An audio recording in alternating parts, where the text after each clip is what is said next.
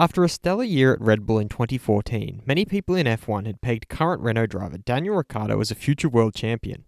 However, he has yet to fulfill that prediction, and not only has he parted ways with Red Bull since then, he has also been unable to find a seat in a team with proven capability of winning races in the hybrid era.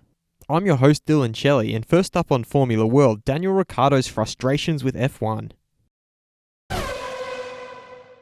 It's long been said that a driver can only have a realistic chance of winning a championship if he is driving for one of the top teams, and Daniel Ricciardo admits that he finds that quite frustrating. It's frustrating that in Formula 1 it's crucial to be on the right team. It's actually a kind of chess where you have to know in advance who will be the best. I have the feeling that I will always find my way to the top, and with the new rules I might be on the right team. He reiterated how important it is for him to win a championship in F1. My goal was not to just get into F1, but to become world champion. I'm happy that I can participate in this sport, but I'm disappointed if I can't reach my goal, because I think I have the talent for it. The moment that I don't believe that anymore, I will stop Formula 1. He also spoke about his decision to leave Renault at the end of this year. It was not an easy choice, but on the other hand, it's not that I made this decision overnight. It's been a strange year and still is. He also revealed how things would have been different had the 2020 season progressed as it was originally scheduled to. It's good to have some time to think about the future, but at the same time, all that time to think makes it harder.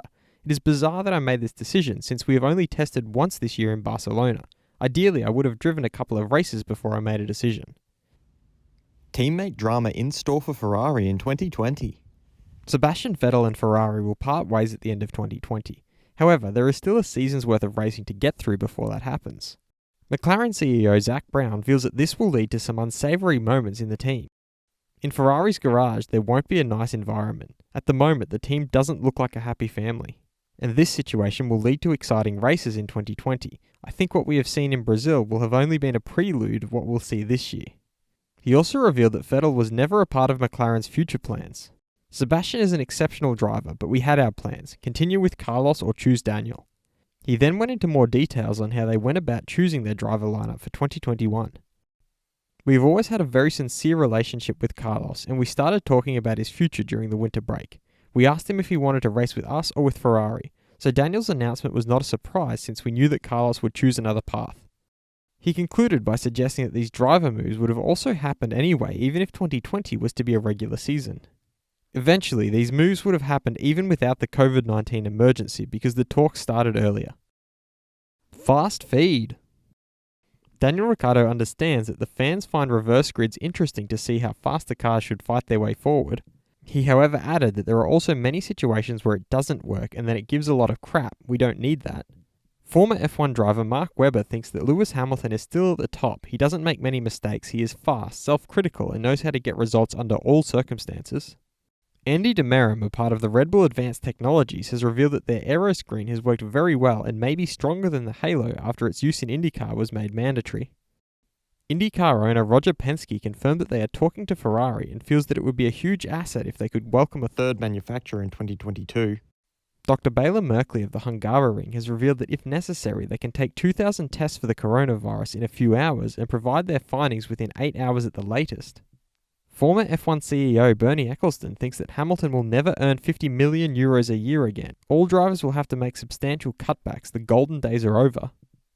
Mercedes technical director James Allison feels that there are things behind the new technical regulations that are a little awkward. He elaborated on this by pointing out how the 2022 season will be influenced by how strong you were in 2020, 2 seasons previously, due to the cars that are largely frozen. F1's managing director Ross Brawn thinks that they as F1 have recognised for a few years now that they want to strengthen their diversity. He also feels that the reason why we don't have more diversity in Formula 1 starts at the very beginning. It starts at grassroots level, and it even starts in schools. He further thinks that it's important not to exaggerate the effects of the budget cap. A bad competitor has to still race at the back, and teams that are doing well have to race at the front. Former F1 driver Guido van der Garde thinks that this year Red Bull's Max Verstappen has a real chance of winning the championship, but Lewis Hamilton is still there. Mercedes team principal Toto Wolff revealed that the budget cap means that they have to adapt and deploy staff in other areas, such as Mercedes-Benz Applied Science, while adding that another race class might also be an option. Reigning world champion Lewis Hamilton has said that all statues of racist men making money on people's backs should be demolished. He has also challenged rulers around the world to make these changes and peacefully remove these racist symbols. 2016 world champion Nico Rosberg feels that the simulator ensures that you maintain a certain level and maybe even improve a little, and thinks that the drivers who have done a lot of sim racing could really have an advantage later on. Former F1 driver Juan Pablo Montoya feels that Williams is desperate and started hiring people. They think that they can solve the problems, but they forget to use the talents they already have. FIA President Jean Todt feels that the financial consequences of the crisis have affected everything in Formula One. Ross Brawn has revealed that now that no fans are allowed to go to the races, the model becomes very different from normal, which makes additional races at Mugello, Hockenheim, Imola and Jerez a possibility. And former F1 driver Jean Alesi revealed that he had to sell his Ferrari F40 to let his son race in F2, as finding sponsors is not possible at the moment. Will there be drama at Ferrari this year? Be sure to vote in the poll and let me know what you think in the comments. And if you like this video, feel free to subscribe and check out my others for all the latest in the world of Formula One.